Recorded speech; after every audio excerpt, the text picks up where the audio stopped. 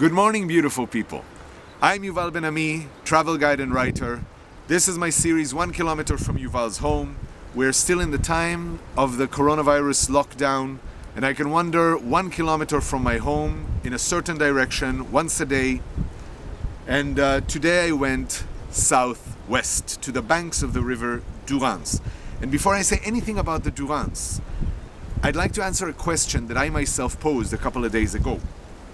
I told you that Provence was half of Mediterranean France, but I never said why only half.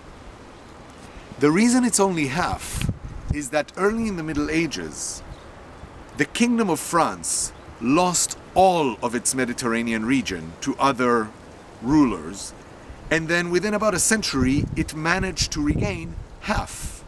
The western half, which is the region of Languedoc and Roussillon. The eastern half remained separate from France for 5 entire centuries. It was only regained in the late 15th century. It was tossed between different thrones until then, and for a small number of years it was its own separate kingdom. But in any case, 5 centuries are enough for a region to develop its own identity and its own character. The reason I'm mentioning this here is that the Durance is the principal river of Provence. It flows through exactly this half of Mediterranean France and stops at the Rhône River, which is the boundary between the two halves. This is the spine of Provence, and the 4 districts that make up Provence meet by the banks of this river, not very far from here. So what I would like to do now is try to describe to you what you will have seen had you been a drop of water in this river. The river begins in the Alps, the massive, gigantic, incredible Alps, the region of the Écrins, and it flows down through the green valleys and enters Provence at the town of Sisteron. And if only I could show you how pretty Sisteron is. Its alleys, its towers, the way it's perched on one bluff, facing a much grander, dramatic bluff across the river. Further downstream is another town, perhaps less astonishingly beautiful, but nonetheless fabled. It's Manosque, and those of you who know L'Occitane, the cosmetics, they are produced over there. Manosque is also very well known for Jean Jonot. He's an author who wrote beautifully about nature, and there is an attitude about this town. There is a love of the natural that I think even plays out in L'Occitane and their brand,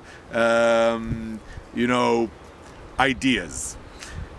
Coming further here, you have the smaller ridges, the Luberon, where we are now, Trévarès across the river, the ridge of the Montagne Sainte-Victoire, and I'll touch on it tomorrow. And having emerged from among those Mediterranean hills, the Durance meets the river Rhône in the city of Avignon. And Avignon, I'm sure you've heard of. Avignon is entirely surrounded by its ancient ramparts. It's crowned by the massive castle of the popes, the palace of the popes, where the popes lived during the 14th century. It has little corners that are lesser known.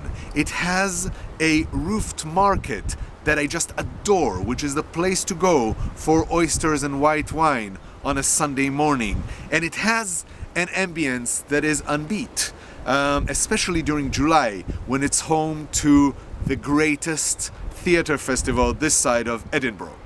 I hope that until July things clear up around here and I may bump into you on the streets of Avignon.